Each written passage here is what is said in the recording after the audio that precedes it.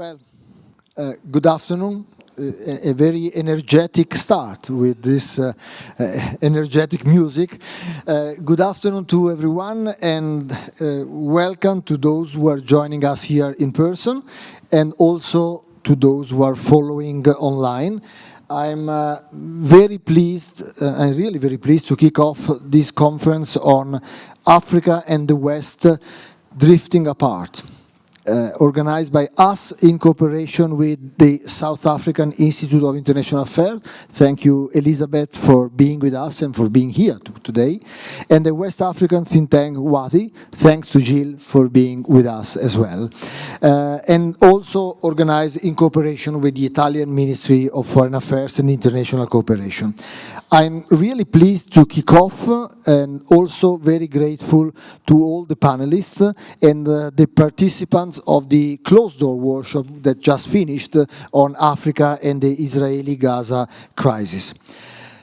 We at ISPI, with our partners, we hope this conference will be an opportunity to frame and understand the relationship between the West and Africa with a particular focus on the growing aversion against the West in parts of sub-Saharan Africa. An aversion manifesting itself in different ways, in different countries, and on which we believe it is important to avoid easy generalization. And framing and understanding without generalization the new relationship between the West and Africa is indeed the main objective of our report, Is Africa Turning Against the West?, that Giovanni Carbone and Lucia Ragazzi have released today. But now let me turn, you can already see him on screen, let me turn to our first distinguished guest, Professor Carlos Lopez, professor at Mandela School of Public Governance at the University of Cape Town, and former Executive Secretary of the UN Economic Commission for Africa. Thank you, Professor, for being with us. It's a pleasure, and we are grateful that you find time to be with us. Let me immediately jump into our dialogue. The European Union and the African Union have held regular summits since 2000, 23 years ago. And over this period, the range of international partners of Africa countries has increased enormously. What's your assessment? Are the two sides getting closer in their cooperation, or are division increasing on the contrary? Well, thank you for the opportunity. It's a pleasure to be with friends there, like Alex and Elizabeth. I really think that if we look into the history of these summits, we have seen an evolution, no doubt. We have now a framework that is much more defined. And I think the summit of 2017 was quite strategic in turning a bit the page on the narratives about the relationship and also creating the basis for a different type of engagement. It was at that time that the language of partnership of equals started to be used. However, we have also to admit that each time that there is a summit, it's preceded by a very difficult type of engagements and relationships. And normally the summits take very long to actually be finally held. And the same with the ministerials. We only had up to now 3 ministerial meetings. And this is very problematic because in this partnership, what is missing is a real governance structure for the partnership that allows for mutual accountability. Until such mechanism is in place, what we have is a fractured relationship where Europe engages with a number of African actors, sometimes dividing them. I'm not saying it's necessarily by design, but definitely that's the end result. Some because they have a neighborhood relationship with Europe, others because of their economic might, like South Africa, or in the case of sub-Saharan African countries, lumped together with the Caribbean and the Pacific, depending on what is at stake. And this type of engagement is now multiplying in other fronts. For instance, there are 3 different types of frameworks for dealing with migration.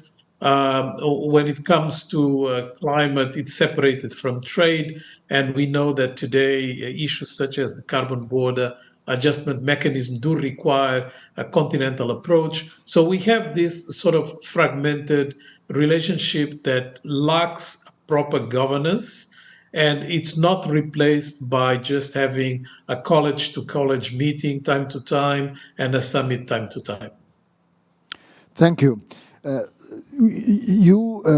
Professor, you have been writing a lot on climate issue. And one of the problems is that Western countries ask African countries to contain emission, yet we are not providing all the climate finance that was promised. Do you see a trust deficit between the two sides on this or other issue? And what's your assessment? How can we move forward? Well, I think the trust problem is not just on the engagements between Africa and Europe on climate.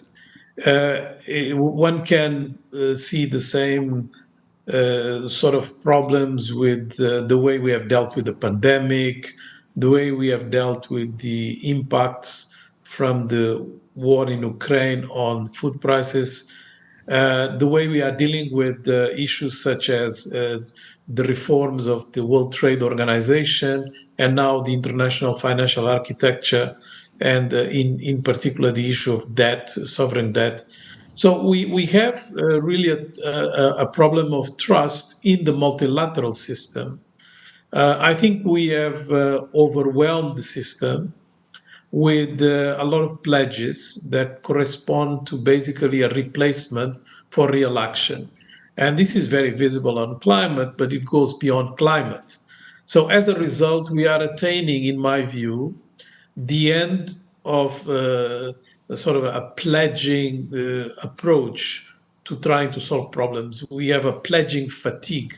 And we are going to have in a few days the COP28, and it's going to be all about creating yet another fund, the Loss and Damage Fund. That's very much a prime product of the discussions right now. And I don't think it's going to be more than the different funds that have been created and have not been fulfilled in terms of commitments. So this pledging fatigue is also demonstrating that we have attained the limits of a volunteer approach to some of the global public goods issues. We cannot continue just to ask different countries and different actors to volunteer.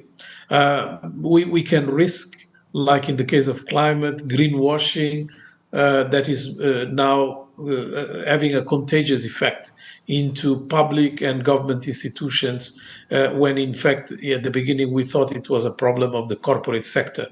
So we have this distancing that is just increasing. And I think, unfortunately, the relationship between Europe and Africa is very much marked by this deficit of trust. And that's why you will see, a lot of countries in Africa claiming that, for instance, they should use gas because the Europeans have just shifted to gas after the war in Ukraine. And yet, this is being condemned as something that the Africans should abandon because of the stranded assets risks and so on. So you have all these different, very difficult, tense discussions that are a result of the multilateralism of today being under threat. Quite a gloomy scenario. You talked about pledging fatigue, fragmentation, trust deficit in several areas. Give us a reason of hope, one promising development that we can look at. Well, there is actually a lot of complementarity between Africa and Europe. At the African Union level, we have identified 4 areas where cooperation should be continent to continent, and those were peace and security, the issues of trade, migration, and of course, climate. So for each one of these four, you have huge complementarities between the two continents and the possibility of the two together, influencing the rest of the world and putting back global public goods at the center of the discussion. And I think because of the traditions in Europe and also the aspirations of Africa, it's not a pipe dream to think that one can have, for instance, in the case of migration, a different type of discussion if the politics would allow it. Because right now, the migrations of Africans towards Europe are not necessarily what most of the public opinion in Europe thinks, and tends to see it as a negative factor and dominating the remaining aspects of the cooperation. And we need to really change that narrative as much as we can. I like to put it in a philosophical way by saying that if you have a very young population, you are not expecting young people to have savings. So if the average age in Africa is 19, you don't expect the 19-year-olds to have a lot of savings. If on top of it, they have not accumulated from the past, let's say by inheritance and so on, you don't expect them to be actually equipped in terms of capital. But they have the creativity, they have the productivity capacity that we need to tap into. Europe is exactly in the opposite situation. It's aging, it has a lot of savings. These savings are being used with very little returns due to the regulations and the way the international financial architecture is designed. So we need to change those fundamental architecture principles that are going to allow the complementarities to thrive. Good. You tried to move into a less gloomy scenario, but Professor, you used the word complementarity, which is a very positive word, but it has lost in Europe a little bit of allure after Russia and Ukraine, because we have used in the past the word complementarity with Europe and Ukraine and Russia. Sorry, we used to say we have problem with Russia, but we have complementarity. So that was the positive side. So let's hope that the complementarity with Africa is much more on solid base than the one we used to have with Russia. So now, without any further ado, let me thank you again for being with us today and for your contribution, and leave the floor to Lucia Ragazzi. We will moderate the first session, Africa and the West, how big is the distance? And your words, Professor Lopez, already paved the way for a fruitful discussion in this session. Thank you very much.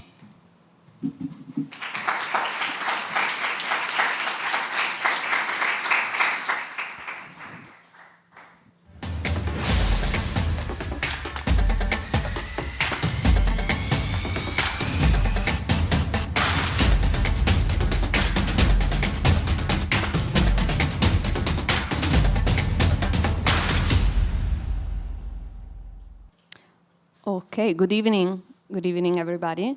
And welcome to the first panel of this conference titled Africa and the West, How Big is the Distance? So it's a rather telling title on the objectives of this panel discussion. In recent years, there has been a growing feeling of a growing distance between African countries and Western countries. There have been many signs in the spotlight of international attention. The most symbolic was probably March 2022. A few days after the invasion of Ukraine, the United Nations General Assembly voted on a resolution condemning Russia. And African countries, while still voting for more than half in favor of the resolution, failed to completely align with the West in this situation, something that was surprising for some. There are other examples. We've been accustomed to the images of popular protests in the capitals of Sahel against France, burning French flags, waving Russian flags, and the list could go on. So what should we make of this? We know this is not a new phenomenon. It has roots in the past. We know it's not uniform. there are regional differences, there are differences between countries, obviously. So it's hard to speak of a univocal trend. It's a rather nuanced issue and something that is quite complex. And to help us understand this complexity, we have three experts with us today. At my left, Alex Vines, Director of the Africa Program of Chatham House, coming from the UK. Welcome. We have Aliou Ntine, coming from Senegal, the founder of the think tank Africa Jom, and former Director of Amnesty International for West and Central Africa. Welcome. And joining us remotely from Kigali, Rwanda, Fred Goloba Mutebi, Associate Fellow in the African Studies Center of Uganda Martyrs University. Welcome. So let me start actually with Fred Goloba. As we mentioned, especially since the beginning of the war in Ukraine, there was much attention on these international signs that suggested a distancing of African countries from Western partners. So how do you assess the situation? Do you think that an increased criticism towards the West is a general trend? And why do you think this is happening? A rather broad question, I know. Please. Yeah, thank you very much. I'm going to try and talk about this from the perspective of somebody who lives in Africa, from the perspective of people in my own region. I'm not persuaded that the distance between Africa and the West is increasing. I think the distance has always been there. I think what we see is now the capacity by Africans to express themselves in ways that they are not able to do before. We now have social media where Africans can instantly react to things like the war in Ukraine. They can react to things like campaigns for human rights or campaigns for democratization and things of that kind. So I think the disaffection by fairly large numbers of Africans with the way Europe relates to Africa is nothing new in my opinion, because I've been aware of this for as long as I've been an adult, for as long as I became aware of such a thing as international relations. So it's just more visible. If you look at what has been happening in West Africa in terms of the coups that we have had there and the reaction of the public to these coups, as opposed to the reaction coming from Western countries, again, this is nothing new. This has always been there. But now there are much more visible ways of Africans expressing their dissatisfaction and demonstrating their anger with what is perceived as a very skewed relationship between Africa and not just Europe, but the West in general. So I do not think that the distance is growing. It's just that there are now more viable, visible means of expressing the dissatisfaction that many of us have been aware of for a very long time. Thank you. So this is what I would like to highlight, or what you said, is there is more capacity to express one's position. And this allows me to turn to Alex Vines for a take on the European perspective on this. So over the years, the range of African partners, the range of countries with whom Africa has trading and political relations has widened significantly. So while the European Union is still the main trading partner as a bloc, China is the main partner country, for instance. But there are other countries that have entered the scene: India, Turkey, Gulf countries, Russia. So this also adds on the agency of African countries to express their position. So do you think, in a way, European countries are losing ground, let's say? Or is there a crisis of credibility on European countries with their African interlocutors? Thank you, Michelle, for the question, and thank you also for speaking. Oh, sorry. I've already forgotten. Thank you for inviting me here. There's a lot more choice. And so Carlos referred to it, but our previous speaker also. And so there's no longer a monopoly the European-Africa relationship was way too close. I mean, it was to do with colonialism, imperialism, exploitation. And so we're moving away from that. And within that, there's a lot more choice that African countries can have their agency. And there's a lot more choice for Europe too. I mean, the EU 27, you know, the policy of, say, Slovenia is very different from France. And so there's a lot more variety. A bunch of EU 27 countries received their independence more recently than African ones. And so I think it's in that context that we need to see this development. It's not zero-sum. And what we are seeing, for example, is a lot more forum shopping, including by African countries. So take, for example, Michel, the Lusophone country, Angola. It's applied on the same day to be a member of the Francophonie and the Commonwealth. So that's, you know, these are kind of creations that were originally invented to assist decolonization, but they're developing into something else. Take another example, the Commonwealth. Gabon and Togo joined the Commonwealth last year.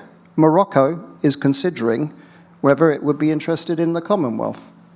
You can, obviously, you see the BRICS and a variety of different countries joining that. So we're moving into a situation, a context of, as some analysts say, and I would agree, of a la cartism. It's not a fixed menu. You choose, you pick and choose. And I think this is where we're seeing this. I mean, going back to the example of Slovenia, they were voted onto the UN Security Council because of African support. They beat Belarus. So that's not about saying that Europe is bad and that somewhere else is good. So again, Slovenia has been working very hard on building up its African relationships over recent years. I mean, it's a neighbor to you almost here, Slovenia. And they've actually tied in with their diaspora, and this has been recognized. So I think, again, my main point is that we're in this era of a la cartism. Now, there are issues that Carlos mentioned that really also overlap this, which is the environment of suspicion, the legacies of colonialism, imperialism, inequality. If you think back to COVID, the inequality of vaccine distribution, the idea that Europe is selfish. So these are big issues that I do think that we will need to be confronted, the issue of trust. And I know we're going to be coming back to this. Thank you. Oh, thank you. Yeah. It's Lucia, not Michelle. Oh, sorry. No, it's a wonderful name. Okay, no, but this is very interesting because it opens the scene. I was going to turn to Alioune to comment on this because Alioune, you're based in a region, West Africa, that was one of the most visible stages for manifestation of anti-Westernism, which was the protest against France. So over in the last few years, we've seen coups in Mali, Burkina Faso, Niger, and in all these situations, we saw similar things. So the military junta expelling the French ambassador and French press, and then the troops, and turning to other partners. So I would ask you to, how do you judge the relationship between France and these countries and countries in West Africa? But also, I was going to ask you, and Alex kind of already gave a partial answer, is this something for French-speaking Africa, or there's more? Thank you very much for inviting me. I think that Mali is a sort of laboratory of the expectation of and the demands of the population, of the government, and losing his sovereignty in 2013 was an humiliation of Mali. And very recently, Mali have reconquered Kidal. Kidal is very important, is a key point, a geostrategical point, and is lived by the people, by the army, as a recovery of the sovereignty of Mali. What were the expectations? You cannot understand what happened in the Sahel without thinking the consequences of the NATO attack against Libya, without understanding the collapse of Libyan state and Libyan army.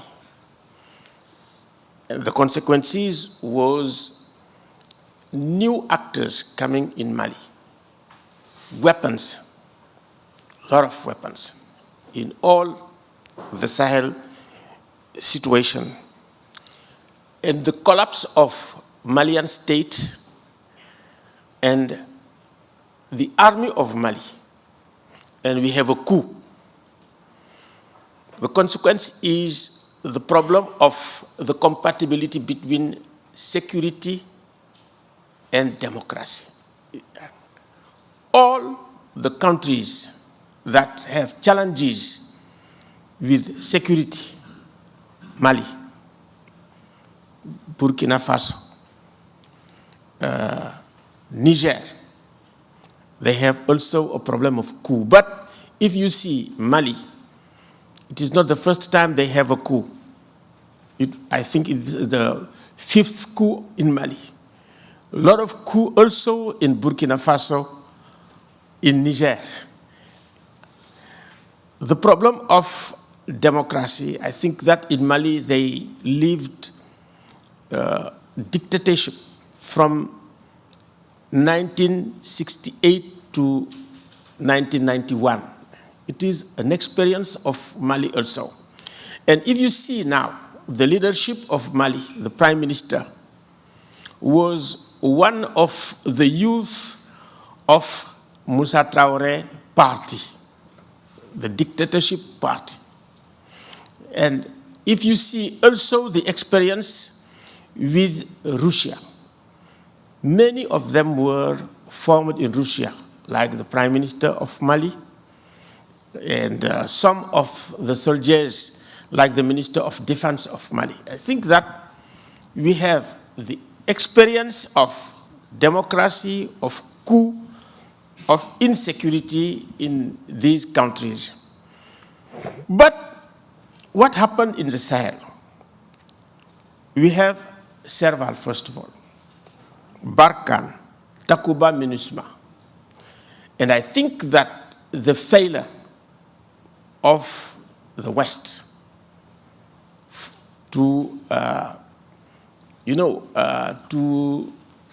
to help for security in Mali and in the Sahel is the first point. And it was under the leadership of France. In 2013, we have the victory, and we stopped the jihadists in the center of Mali. It was very good. But when we have Barkhane, Takuba, and MINUSMA, the cooperation between Barkhane and the operational cooperation between Barkhane and the Malian army was problematic. It was not real cooperation.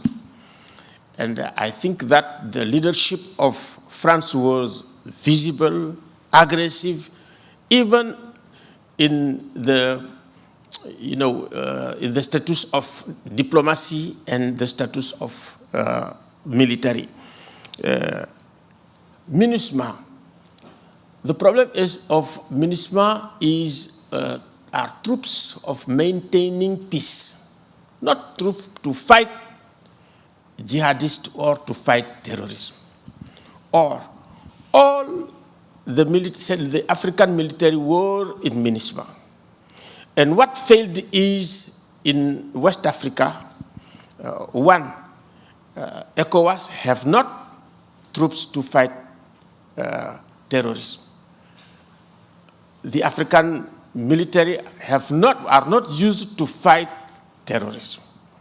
And when we have the failure of the West, we have the coup at 2020 because the state collapsed after the election, the justice collapsed after the election, and we have the coup. The first coup of 2020 was accepted, but the second coup is the problem.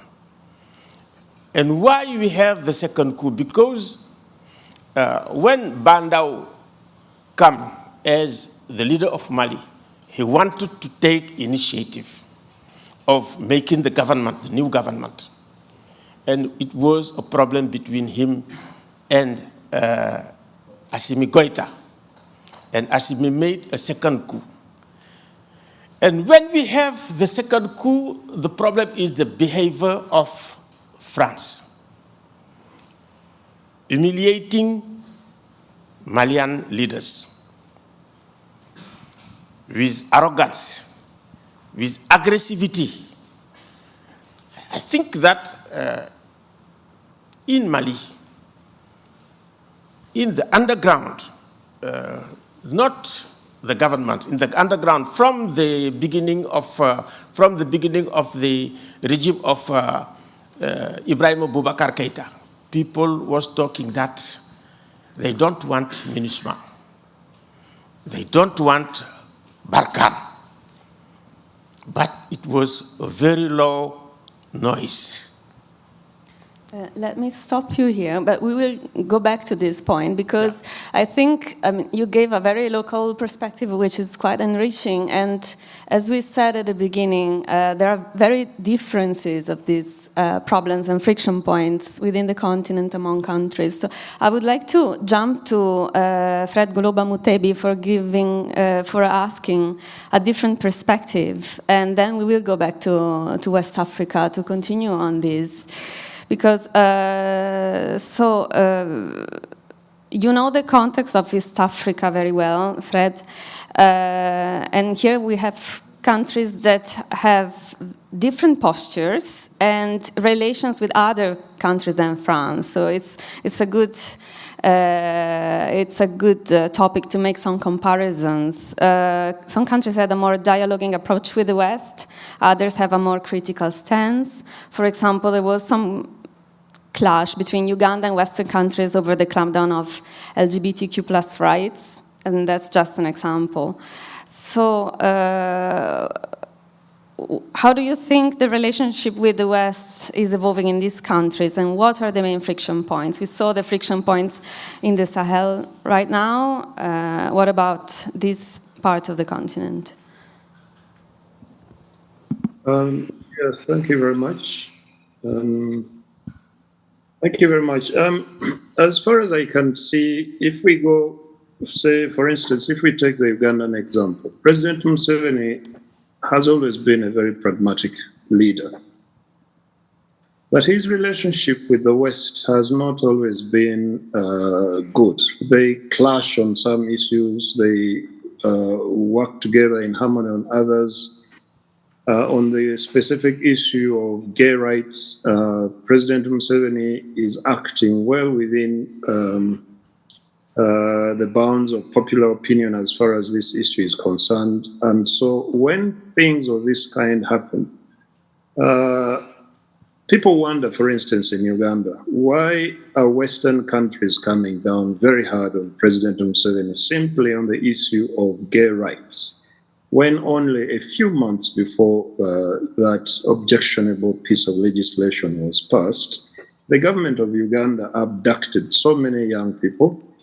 They were tortured. Some of them have disappeared and they haven't been seen again as a result of an presidential election campaign that we had in 2020, 2021.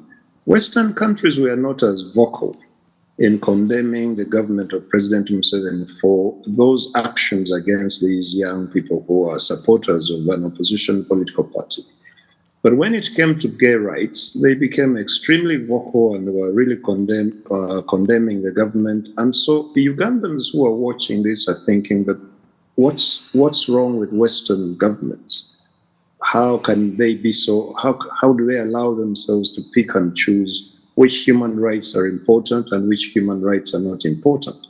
So this kind of conveys an image of hypocrisy on the part of Western countries. It does offend Ugandans who are looking at President Museveni's government as a violator of rights on a very broad scale, rather than simply with regard to gay rights. And as far as Ugandans are concerned, what we see there is a very interesting difference in that Ugandans don't think that gay people should be able to stage demonstrations or should be able to flaunt their activities in public. It's not that Ugandans would go out hunting for gay people if they're doing their things behind closed doors. But people do not see gay rights as a priority in Uganda. And President Museveni is able to exploit this because he knows what Ugandans think about it. But when it comes to political rights, when it comes to opposition groups, when it comes to human rights groups, these are clamped down upon, and there is very little expression of outreach in the same as we saw with regard to gay rights. Now, if you look at the relationship of Western governments, again, with some of our governments in this region, which government they treat with which kind of attitude really depends on their very particular relationship with either the leaders in power or with regard to whatever interests they're pursuing in that particular country. Now, let's look at the relationship between the DRC and Rwanda, for instance. Those of us who live in this region, we really do not understand why the West, and here I can talk of governments, but also human rights groups, including media, that the violation of the rights of Kinyarwanda-speaking people in the DRC is not taken that seriously. So when you get a group like M23, which has emerged, as they claim, to try and protect the rights of Kinyarwanda-speaking Congolese, this group then comes in for a lot of condemnation. Rwanda has been condemned, Rwanda has been, aid has been cut off, Rwanda has been threatened with sanctions. But there is also a rebel group in Congo called the FDLR, which threatens Rwanda's security, which has been there for almost 30 years, against which no action has been taken. So there is a sense in which we Africans are sitting here and watching what is happening and watching all these different contradictory ways in which Western governments deal with issues that are of importance to us. And we think there is something quite wrong with this.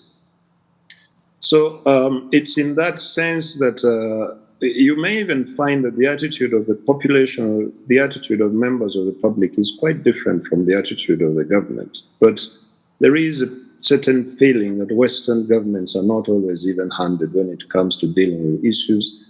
What matters to people in a particular country will not necessarily be treated as important as long as it's not in line with the interests of whichever Western country is dealing with the particular government in that country. So it's those things, and this is not new. If we go back to the 70s, I think it was quite clear that, for instance, governments like that of Mobutu Sese Seko, governments like those of Milton Obote in Uganda, these were highly dictatorial governments, governments like that of Habyarimana. These had very particular relationships, cozy relationships with Western governments. It didn't matter that people in those countries really objected to these governments and were against them. So it's those contradictory ways in which Western countries handle things in these countries that make it that incite the disaffection of Africans when they look at relations between Western countries and their own countries. Thank you, Fred. Let me jump in right here. As you mentioned, contradictory ways of dealing with African counterparts. So Alex Vines, I'm turning to you now, as we promised to go back on some friction points between Europe and Africa. And I think what has just been said is quite useful because we've been quite practical in the examples that have been made, and the issue of double standards came up a lot. So Western countries being not vocal on certain issues, being more vocal on other issues. There are several cases over the years that gained the West accusation of double standards and hypocrisy. These are buzzwords that came up quite a lot.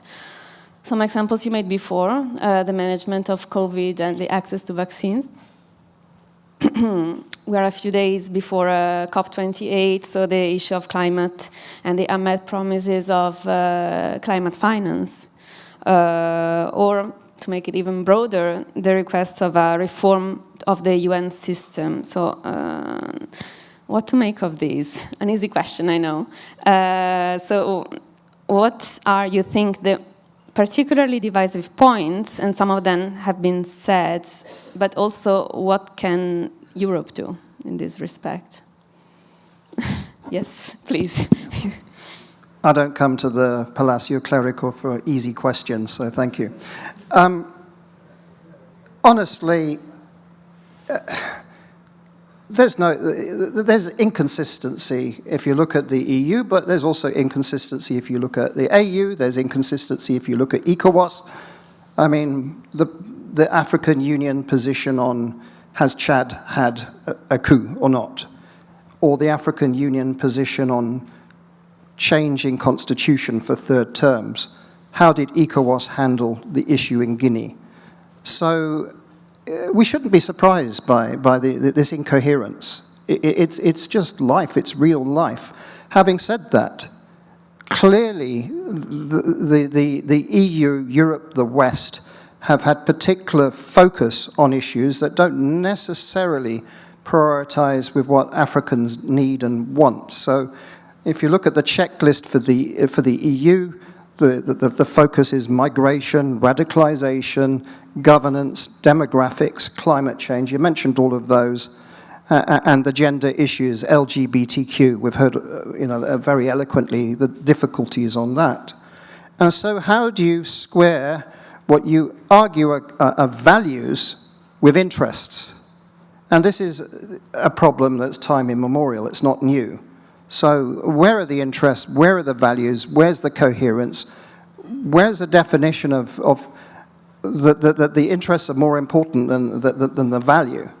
And this is where I think within Europe, more broadly, so let's add Norway's and my own country, the UK, the broader Europe, you are seeing foreign ministries, government departments developing strategies, both continental strategies and country ones. And in the next round of questions, I'll come back to bilateralism, but I think this is a really important development. Now, the AU and the EU, as Carlos in his introductory remarks, have defined 4 overarching themes of which there is common overlap: peace and security, trade, migration, and climate. And it's trying to work out the coherence in that and how to move forward. There is clearly areas of common understanding and progress on peace and security. Money, for example. Money is important in all of this. There's incoherence. Alan Tien has been very eloquent about the problems of France. But Europe's policy shouldn't be mixed with France. There are all sorts of other things that are taking place. And even in West Africa, the relationships with France are changing. The Guinea junta are actually saying how much they like working with France and that their best development partner is the Agence Française de Développement. So that's a very different narrative from what you get from Bamako or Ouagadougou or Niamey. Again, different countries are playing to different issues.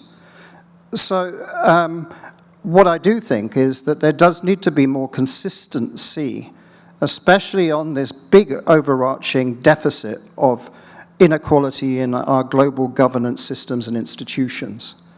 And here again, you have every member of the UN Security Council, the non-permanent members, but the P5 also, saying that they welcome Security Council reform. They can't do it collectively because they're fighting each other, or some of them are, for sure. But they can say it bilaterally. And so we do have an opportunity, I think, to have a look at how to reform and bring greater equity into the big global governance institutions that have to provide public goods. Indeed, the African Union has just held a meeting in Equatorial Guinea, a summit, it's just finished, to map out how is Africa going to respond to this opening that is appearing. I mean, another way of looking at it is, for example, the African Union has been welcomed into the G20. We may hear more about that from Elizabeth later. It's one of her favorites. But this goes to show just how things are beginning to move.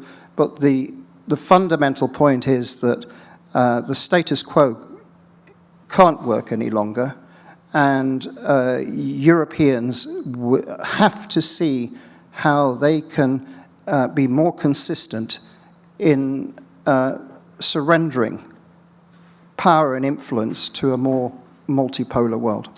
Thank you, thank you. And speaking of status quo shifting and movement and yeah, these big shifts. Let me turn again to you, Aliuntin, and again to the region of West Africa to kind of conclude this panoramic that we have done. You mentioned that the current situation in the Sahel is partially due to the failure under the leadership of France. One of the main criticisms that were made towards France was the inability to provide real benefits to the interests of the populations of the countries involved in the Sahel. On the other hand, Western countries said, yes, but if you turn towards other partners, let's say Russia, there could be negative consequences on your countries. So how do you assess the situation on the ground? Because the past year was rather difficult for the Sahel in terms of violence and casualties. And so is there a conviction that the collaborations with other partners, and specifically the Russians, could offer more than the previous 10 years of the collaborations with France? Thank you. You know, the expectations in the Sahel are very big. And the problem, the humanitarian problem are very big. Schools are closed. Many schools is 100,000 schools in all the Sahel that are. The problem is one, security. And about security, we have the powerless of UN, powerless of ECOWAS, of AU. And the second problem is democracy. And I think that in the Sahel, the youth are dying for democracy, are going to jail for democracy. And the other problem is migration. And is in the point of migration, I think there is powerless of UN, ECOWAS, AU, and so on. In France, the big problem is the military basis. Military basis is the presence or the continuity of colonialism. The second problem is money, franc CFA. Previously, it was in the universities where we were talking about anti-imperialism, military bases. Now, it is in the comment on appelle, social measures. I give one exemplary. In 2017, you know Kemi Seba. Kemi Seba is one of the leaders of Pan-African. And they burned 5,000 Sife. And he got a very real impact among the youth. And now, if you see the people that are supporting the coup, there are youth people. If you see the people that are making insurgency to fight corrupted regimes, they are youth. And if you see also the people that are implicated in jihadism, they are youth in West Africa. I think that the youth problem is one of the big problems in West Africa. And the youth are making geopolitical shift in West Africa and political shift in West Africa. I'm explaining myself. All the social movements that are leading to, a coup, you will see the mobilization of youth. About migration, I think if you see the Saharan, route, or the Atlantic youths, you see West African. And the great problem we have is Libya, is Sicily here. And I think that we have to get a cooperation between West and Africa about migration, about democracy, because Western voice is very low or very silent about the problem of democracy in Africa and about the problem of corruption in Africa. And I think it is a new thing we are living. And I think that Russia is exploiting all the weaknesses of France and is making a very aggressive communication against France in the social media. And it is working. And I think that the problem of Kidal, when the Malians have the victory in Kidal, I think that it is very important to see the future consequences in the Sahel, in the western, the coast where we have, problem of jihadism. I say Togo. I think Western countries have to help Togo, to help Benin, to help Ghana, and to see how to help to stop the extension of the jihadism in the Western countries. Thank you, Leontine. Also for the alarm bells and pointing out where to focus on in the future. That includes youth, which is very challenging and also gives a beacon of hope and optimism for the future, maybe. We have arrived at the end of this panel. Unfortunately, there is no extra time for questions, but please do stay with us because there will be another panel delving more into all of these issues. So thank you again very much, Fred Goluba Mutebi, Alex Vines, and Leontine. And please remain seated for the second panel.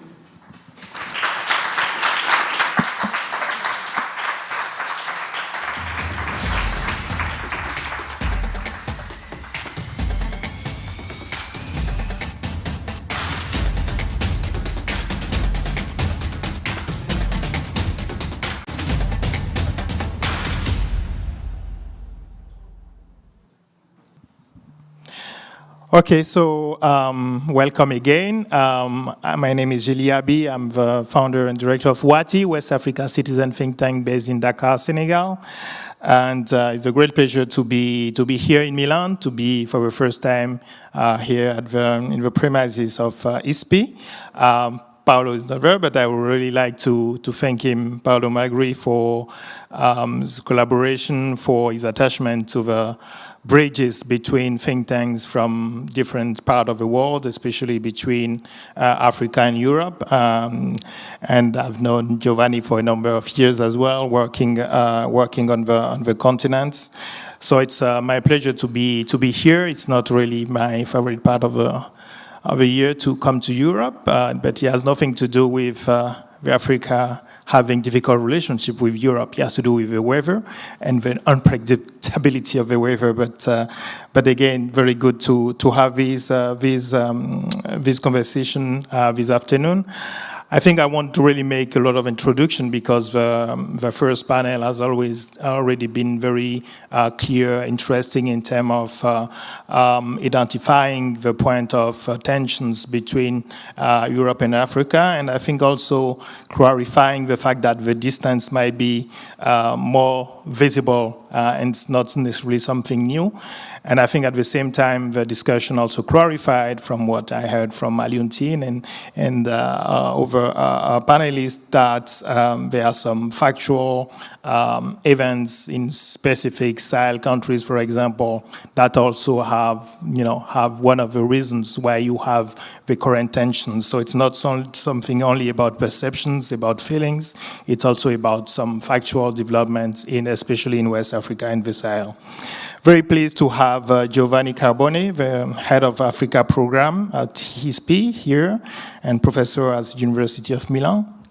To have Ornella Modérin online. Very good to see you, Ornella. Bienvenue. Ornella Modérin is a Sahel researcher, associate research fellow at ISPI, and also associate research fellow at the Conflict Research Unit at Klingendel Institute. And I don't know where she's right now, but she's been traveling a lot. And what I know is that she has spent a number of years in Mali and covering Sahel, including for the Institute for Security Studies. Good to have you, Ornella. And also Elizabeth Sidiropoulos, Chief Executive of the South African Institute for International Affairs, Senior Associate Research Fellow, ISPI as well, based in South Africa, and very good to have you also in this panel, which will be discussing the topic Speaking Louder, Anti-Western Narratives in Africa. So it's maybe going more into the details about the narrative and the anti-Western narrative in the continent. So let's start with Giovanni Carbone. Can we really speak about growing aversions towards the West in Africa today? How it's being expressed by Africans? What forms is it taking? And maybe why actually did you choose to work on that topic for this book? Thank you, Gilles. Yes, it's good that you talked about the book because we decided to organize this conference on the occasion of the launch of this small report that I edited together with Lucia and can be downloaded freely from the ISPI website. And the title is Africa Turning Against the West? Elizabeth also contributed an excellent chapter. And what we tried to do with this report is exactly an effort to examine a bit more systematically something that is very much talked about. Before we start this discussion, at least from my point of view, it's important once again to stress a few caveats. We should not overemphasize what we're talking about. We should not overgeneralize. We should not oversimplify what this possible distance between the West and Africa. At the same time, I think we should also not downplay what is happening. I think there is resentment on the African side. There is irritation. There is disapproval, distrust towards the West, towards Europe, the US. There is anger at times. We might want to use, this is at least something I do, but many others, group together these things under the general umbrella term of anti-Westernism. And this has been manifest in very many different ways. Lucia, for example, referred to popular protests against some kind of Western presence. It's very much present, this anti-Westernism, in the public discourse of a number of African countries. It's very much present in the statements delivered by African leaders.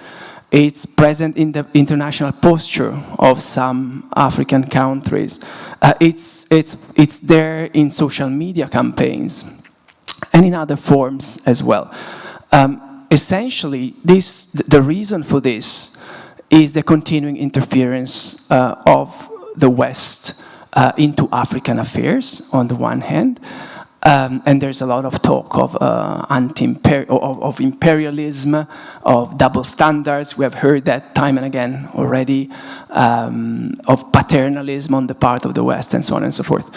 It's not just interference in African affairs, but it's also the perception that the global order has been dominated by the West, and it has not paid off for Africa.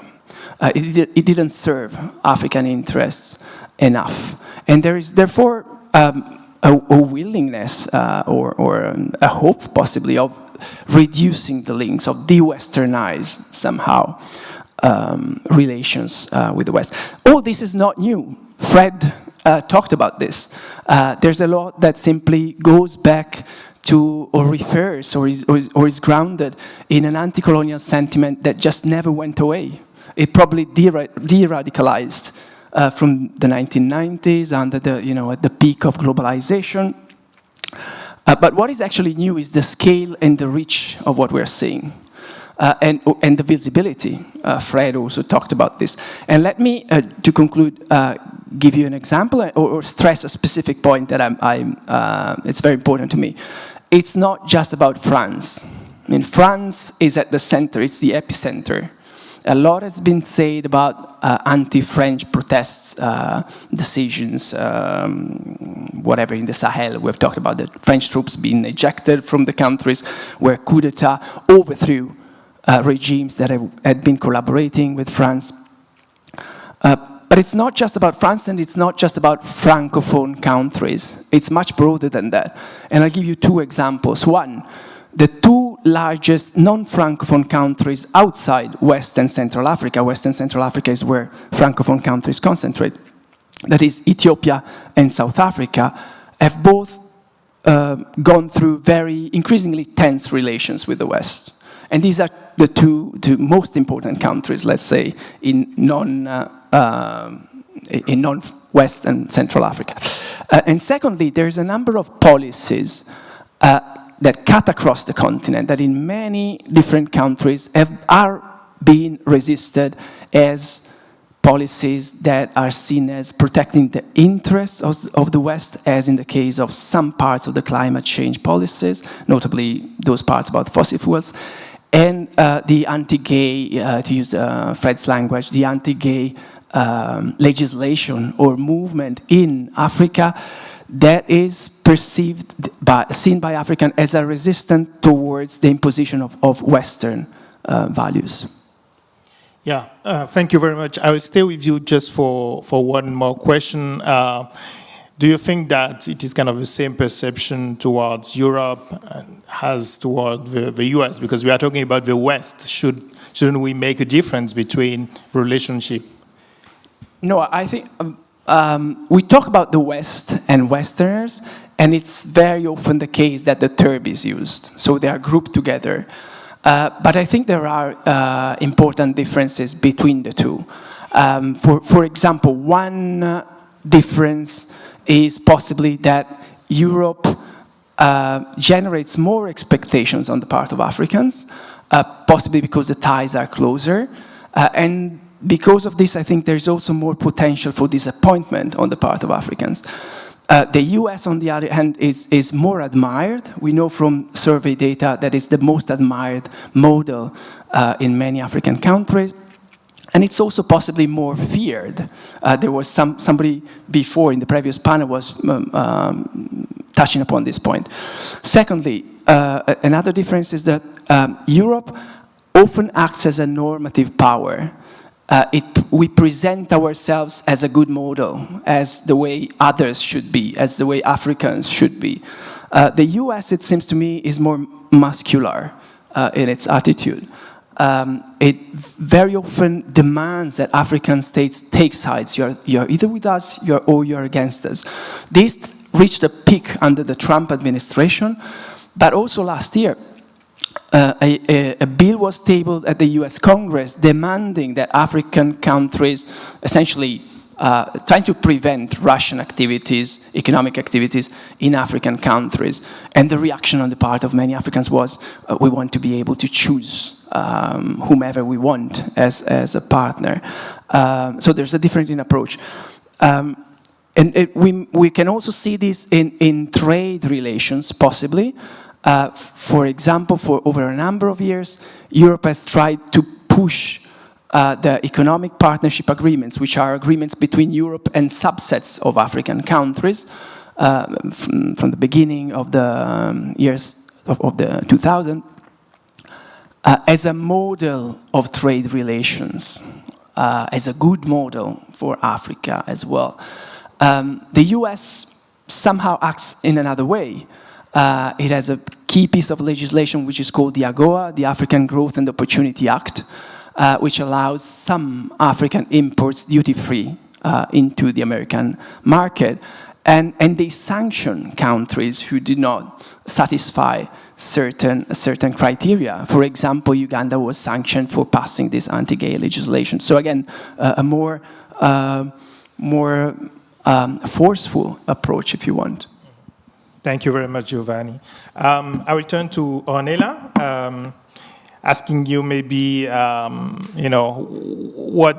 are your definition of African sovereignty and African kind of Pan-Africanism, which is now quite popular, and some people associate that to actually anti-Western narrative. What do you think about that? And are these notions very helpful to understand what's happening in terms of the relationship? Thank you very much for the question, Gilles. I hope you can hear me well. Very well. Great. So your question about sovereignty, sovereignism, Pan-Africanism, I think, in this constellation of terms, one that is missing, and perhaps because it's conceived as a bit too aggressive or antithetical with the notion of Pan-Africanism, would actually be nationalism, that we could also bring into this conversation at some point. So if sovereignism is the ideology that proclaims the rights and power of nations to have control over their own conditions, resources, and future, then I think African sovereignism is really just that, applied to an African context. And this context happens to be marked by a history of, as many have said before me, colonialism, which many argue is still not over. And I think this is one key element. In a sense, today's African sovereignism, which we see blooming in countries like Mali, Niger, and Burkina Faso, and to answer your earlier question, I'm currently in Niger, in fact. This is really, in a sense, the idea that today's African sovereignism itself is an heir of the, or at least presents itself as an heir of the 1940s and 50s movements of independence, whereby African people were claiming a right to self-determination, self-governance, and ultimately independence from colonial power. What we see increasingly in the region, in the Sahel, and in the broader kind of Francophone area of Africa since at least 2020 and the Malian coup in August that year, is the return of the notion that formal independences obtained in the 50s and 60s by most African countries really were just facade independence, and that a new struggle, a new fight is necessary to make these independence substantial, real, so that the true strings of power, either political, economic, or financial, would no more remain in the hands of formal colonial powers. So this resonates with the whole history, the whole political history of the region, with notions of France-Afrique that have endured for a long time and which have gone a bit under the radar for a while returning now. we could wonder, and I think it's interesting, it's really interesting and important to ask ourselves, why is this coming back now?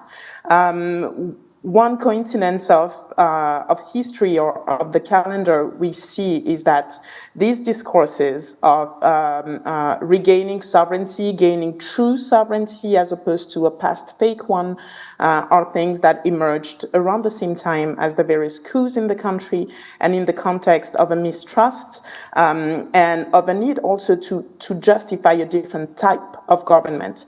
So there is a notion, and I think this is a key point, really. One of the things the new interpretation of these two notions does is that it articulates an us versus them. And in this context, the them is typically the former colonial power in the Sahel fronts, of course, followed or supported or assumed to be followed and supported by a collective West. Now, as Giovanni just mentioned, this collective West is fragmented. The country I'm currently in, Niger, is a great example of that, with very different positions from the European Union on the one hand, fragmentation within European countries, and the US having a completely different stake at things. So it's clear that the monolithic views that we're taking, or that these narratives try to promote, are not reflecting reality, but they do reflect the reality of a growing hostility towards this perceived collective West. Thank you very much. I think that was extremely interesting.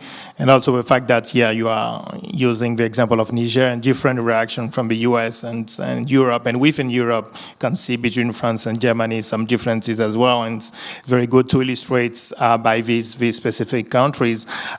Staying with you, you spent many years in Mali. Would you say that Mali, and maybe more widely the Sahel, is the epicenter of these anti-Western narratives?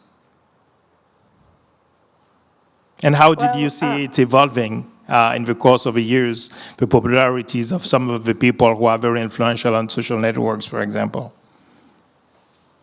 Yes, so looking at things from a chronology point of view, I would say indeed that the places we saw these narratives and discourse hostile to the West have first been in the Sahel in recent years. Now, this is definitely not a new discussion by any means.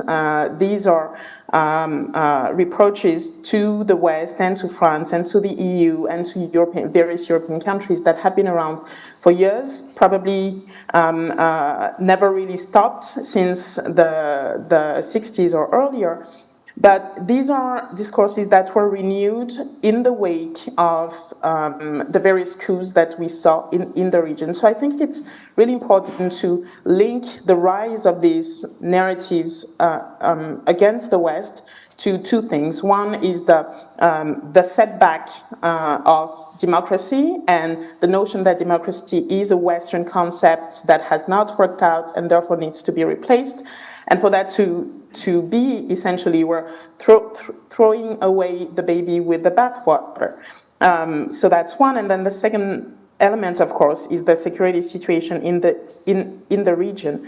The very idea, and I was recently having a very interesting conversation with a civil society leader here in Niamey, who was making the point that the very notion that so much international means could be deployed in the Sahel for 10 years, be it through the UN system, through Barkhane, through Takuba, Force Sabre, and so on and so forth, and still not manage to curb insecurity, has raised suspicion, which in fact make us wonder if there is not something of almost a reminder of the colonial complex, the idea that, the former colonial power is so mightyful that if it really meant to stop it, it would have.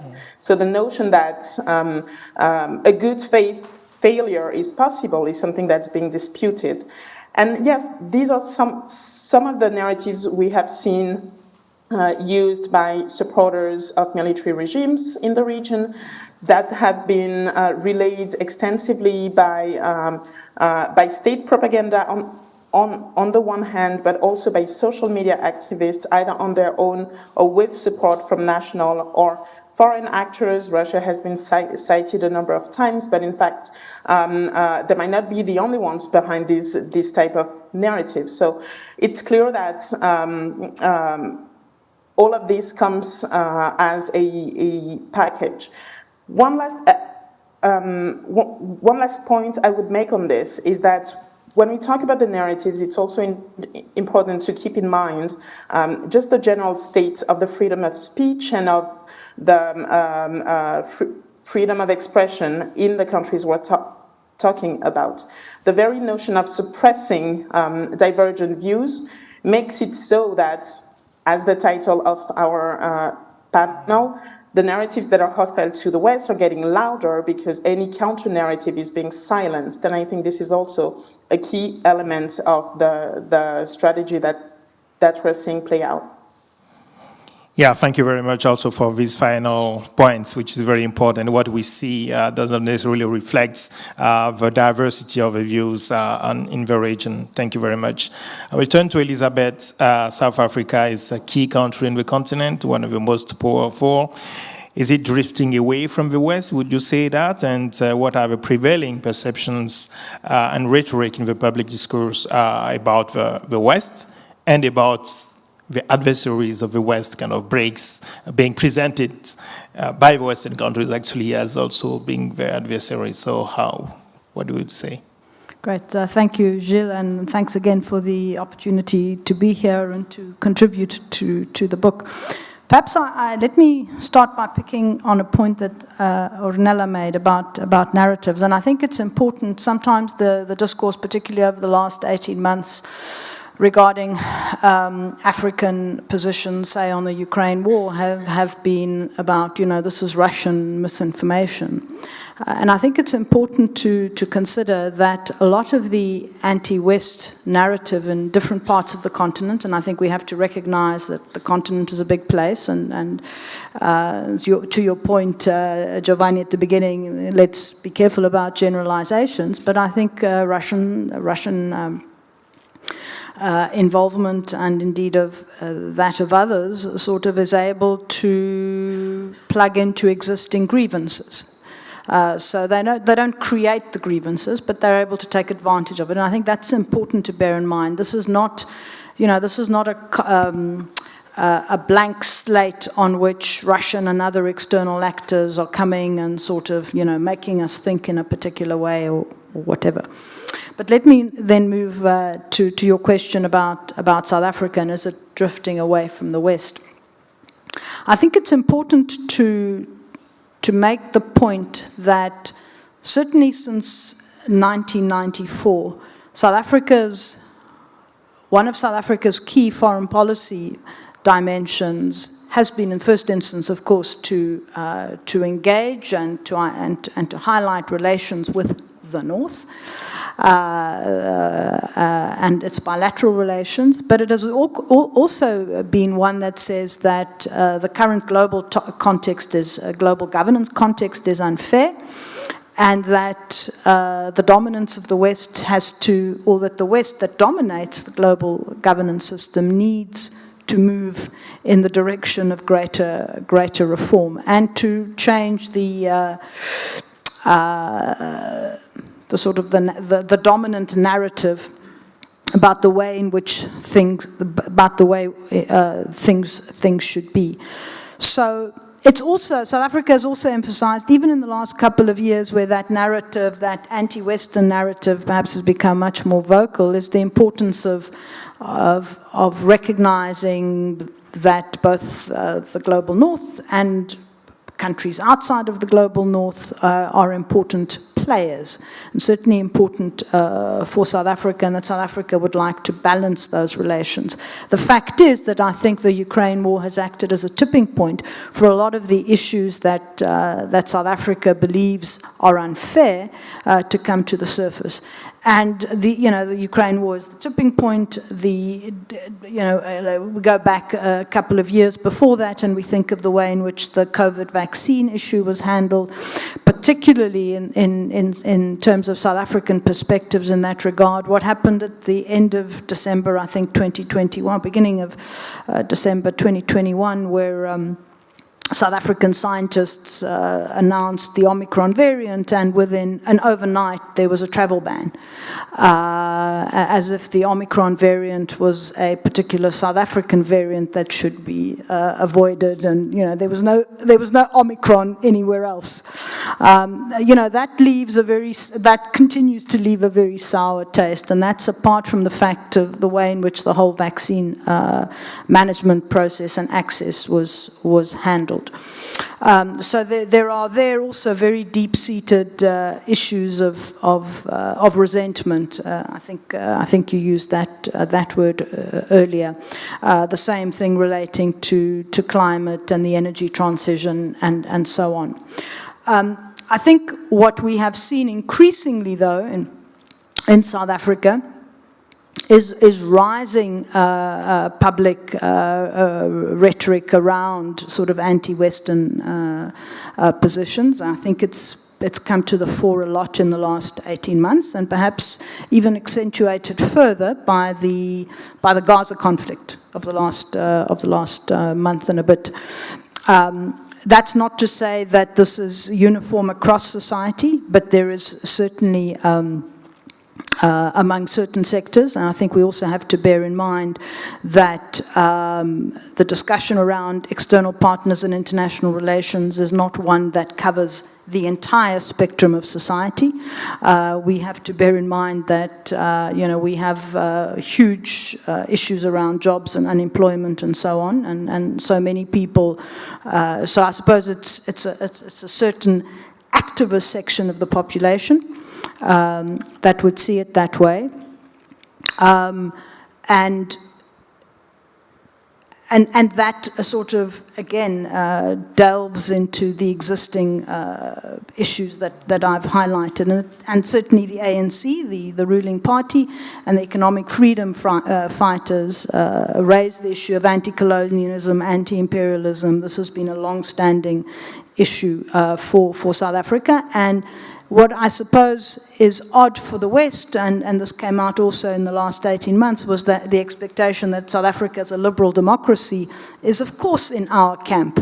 And I think this is where some of that disconnect comes in. You also mentioned the BRICS. I think the BRICS are seen as a potential counterbalance to the current world order. I think that is, there's also a healthy skepticism in some quarters about the extent to which this is correct, but it is seen as a potential platform that can push for reform in a way that perhaps African states on their own might not be able to do.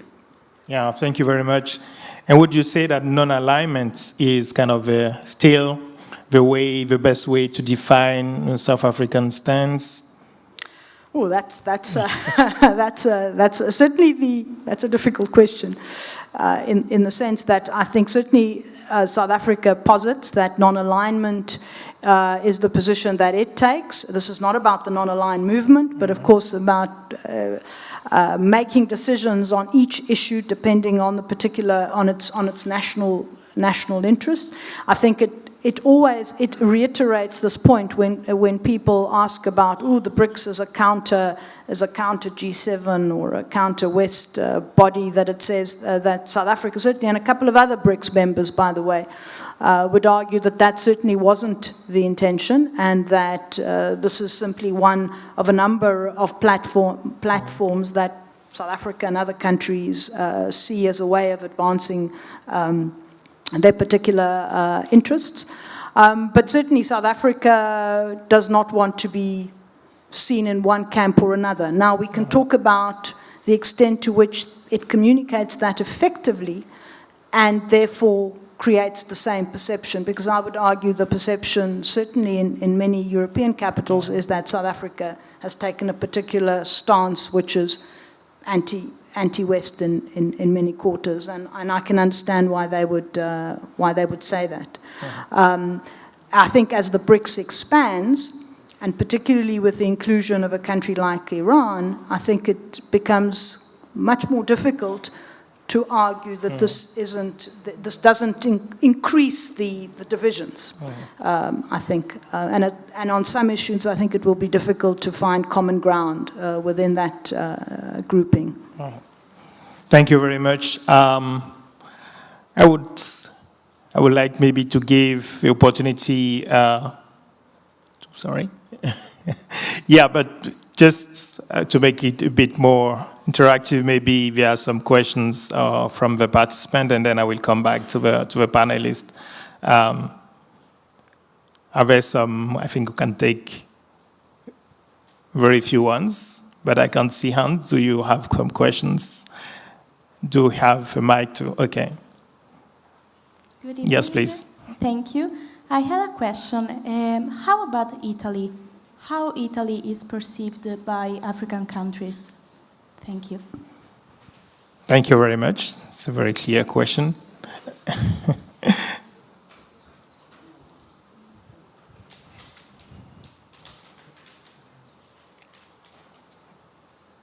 So I also have another question. This one is not based on Italy, but rather with Africa's supposed the growing gap or distrust towards the West, is the hesitancy maybe by a lot of the countries in Africa to maybe pronounce themselves on this stance due to the benefits that the West can bring in these different countries? So maybe, I don't know, from an American point of view, there's the AGOA agreement, which brings obviously a lot of money to a lot of African countries. So I just want to understand that. Thank you very much. A final one, or I go back to the panelists. Oh, okay, Alex.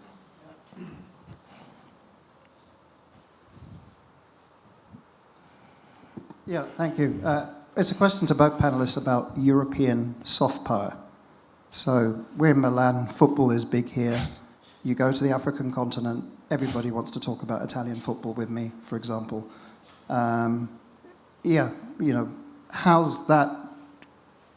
How does that play out with the rather more pessimistic view of continent-to-continent relationships?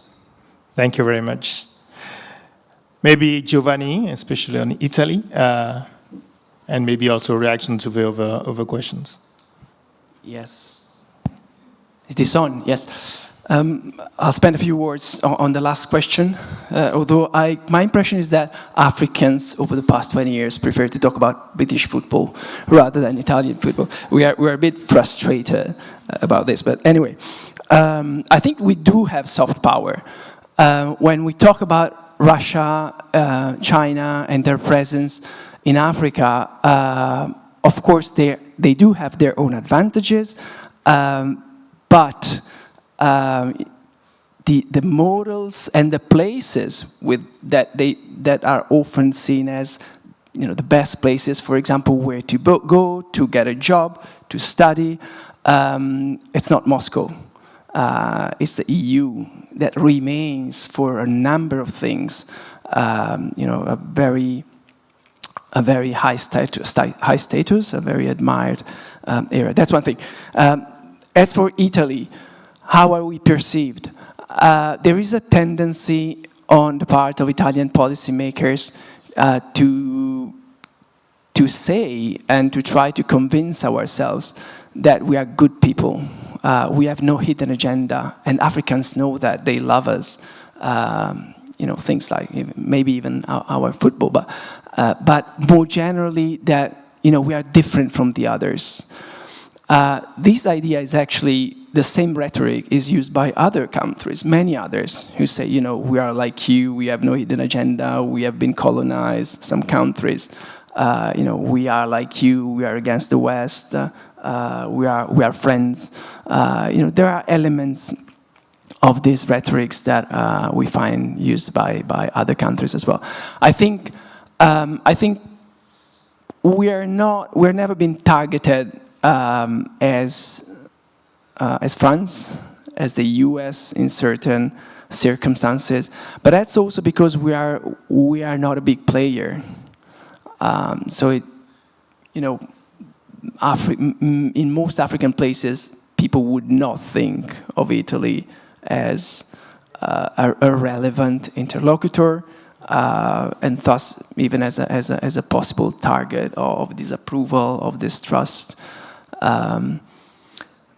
Maybe something we should consider is the fact that the more the distance or the distrust or troubles emerge between African countries and Europe, the more possibly European countries might be grouped together, and we would suffer the consequences, for example, of resentment against France, because France is very often identified with Europe. We are part of Europe, and therefore there might be no longer much distinction and much advantage on the part of Italy.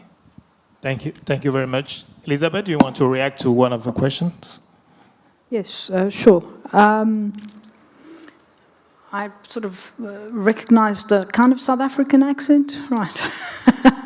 The fear of consequences. I mean, that's clearly a dimension. I think that was your question, right? The fact that, for example, AGOA preferences might be compromised by particular positions. We in South Africa had to deal with that after the Lady R experience. Lady R, for those who don't follow South African politics, is the docking of a Russian ship in December last year at our naval base in Simonstown. Under cover of darkness, things were happening. The government was not very clear at the time, didn't communicate what on earth was going on. In May of this year, the American ambassador made a statement that, in fact, we were sending arms to Russia.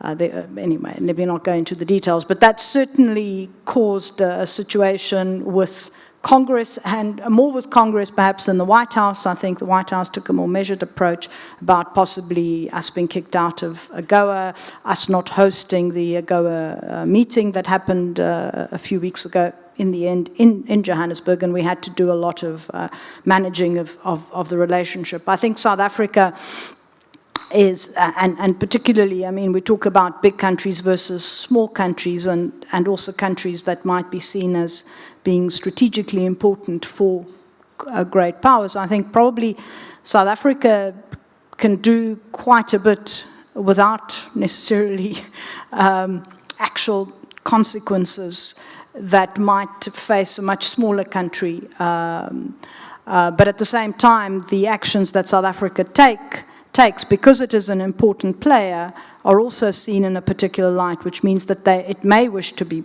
punished. I think South Africa has always taken the position that it, don't tell me what I should do.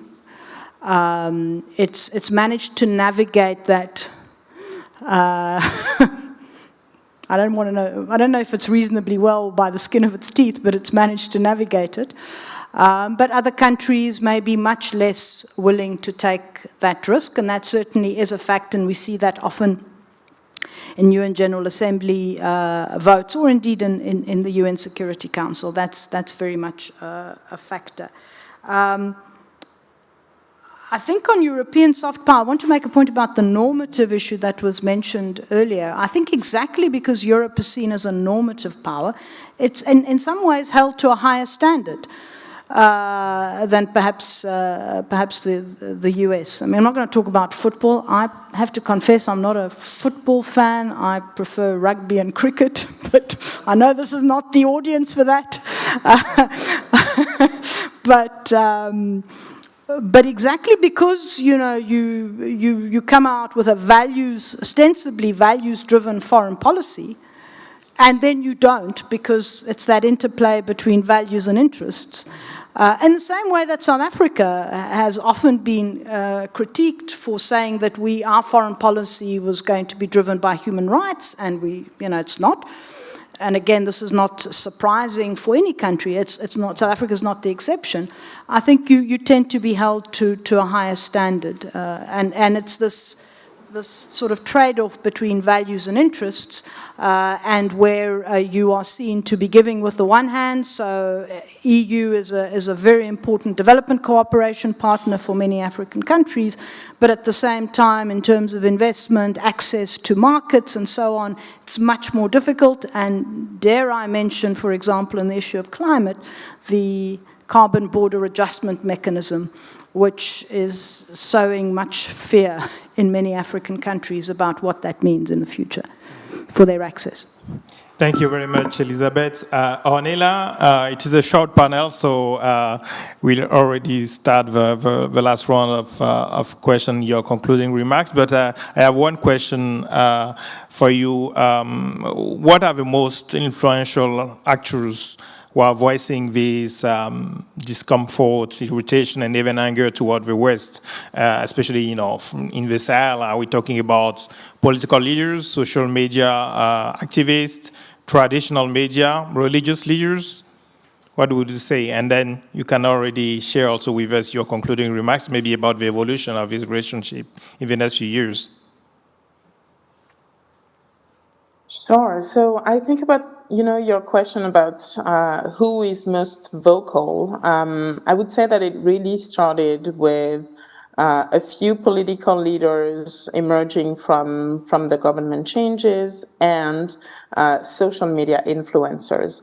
But over time, and actually quite quickly, this has spread considerably within society. So traditional media is still very resilient in a country like Burkina Faso, for instance, which has a tradition of extremely strong, independent media. But in other countries where the ecosystem of the media in the first place was weaker, like Niger, then that's definitely not the same. So one of the key things is really that we do have a few key leading voices. On the previous panel, I think Alientine mentioned people like Kemi Seba or Nathalie Yamb that drive this from a pretty elite posture, but we do also have a lot of ground level relays, and that's what making these narratives hold. So in Burkina Faso, for instance, the young groups, the groups of young men who are holding parts of the city of Ouagadougou, called the Irisi, precisely because of their support to Russia and the transitional government, are a key element. So it's important to look at the whole chain of actors that are building together this narrative.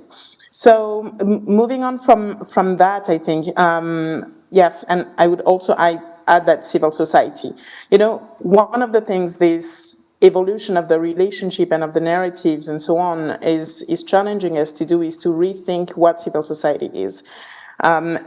In the broader sphere of governance and development and international norms and so on, we, for a long time, I think, used to think of civil society as necessarily a positive force, a force for more norms and more order and more rights, like a really rule of law oriented force. And what we're seeing really is the emergence of a whole new kind of civil society, which is extremely, if not conservative, sometimes even retroactive, a civil society that actively advocates against the rule of law, against democratic norms, and this is a whole new set of actors we're having to deal with, and I don't think we have really come to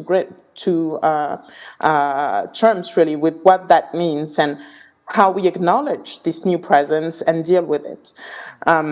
So moving on perhaps very quickly to one or two key, last remarks.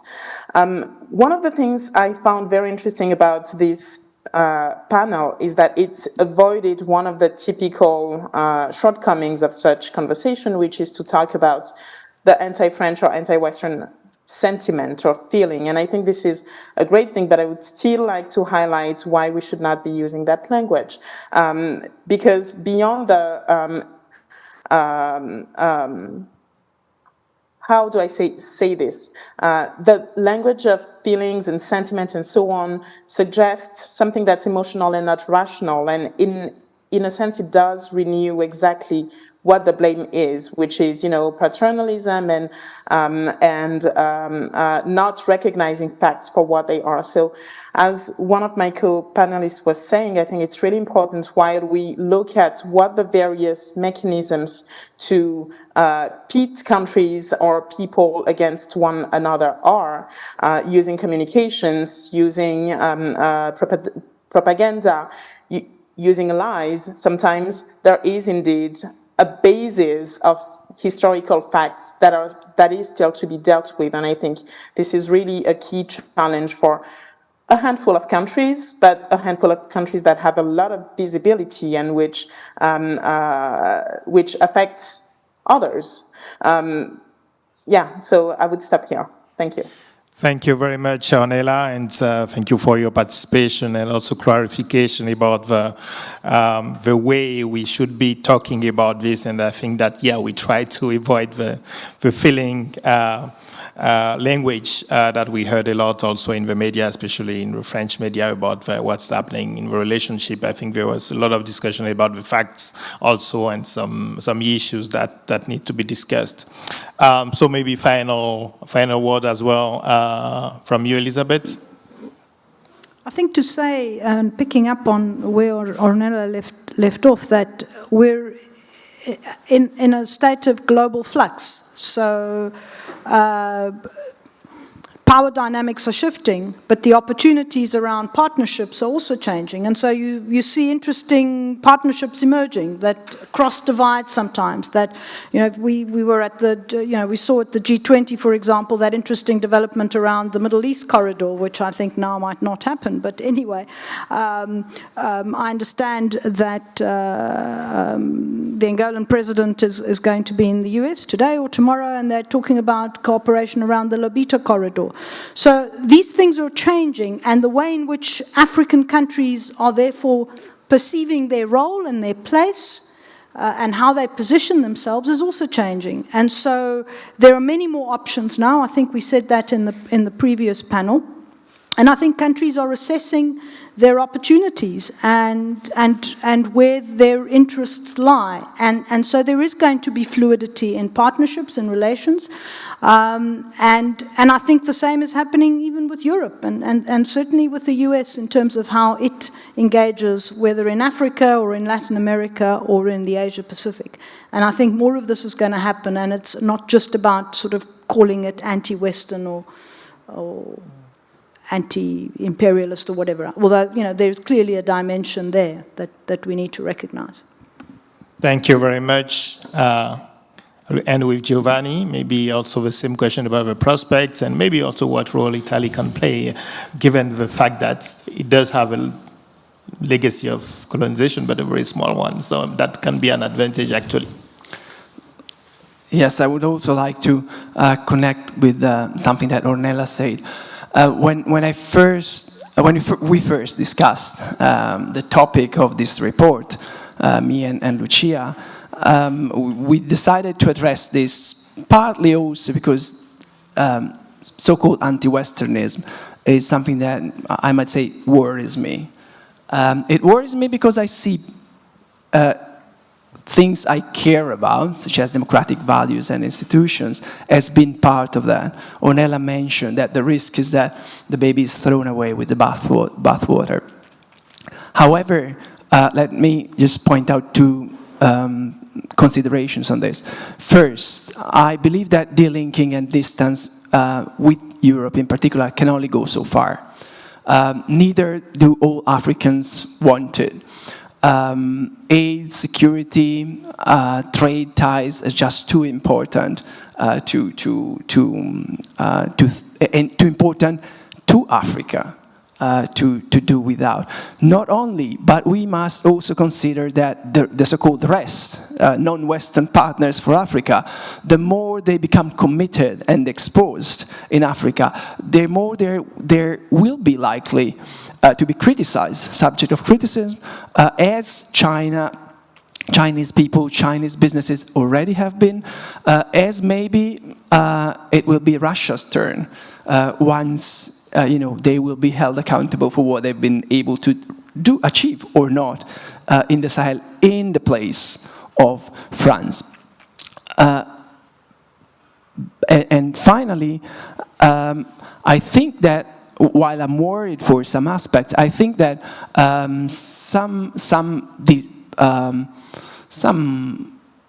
a degree of hostility or aversion towards the West can actually be pretty healthy for Africa. African voices may legitimately gain some more leverage. This might help move towards an international system that is a bit more, a bit fairer and more balanced. And possibly this will also help, speeding up progress and development in some African countries. Thank you very much. I think that the three of panelists do deserve our round of applause, and yourself for your participation. Thank you very much. Also, I think thanks to ISPI for again convening this. Thanks to Saya and of course Wati. I'm not going to thank myself and the organization, but it has been a privilege to moderate this conversation. I think more than ever we need space for constructive dialogue, especially in very challenging times. So it has been a pleasure to be part of this discussion. Thank you, Ornella, for your participation. Even with a distance, you have been perfectly included in the conversation and share a lot with us. So thank you again, and maybe we'll have a conversation on perception of Africans about Europe perception on Africans as well at one point. So we need this space for dialogue. Thank you again.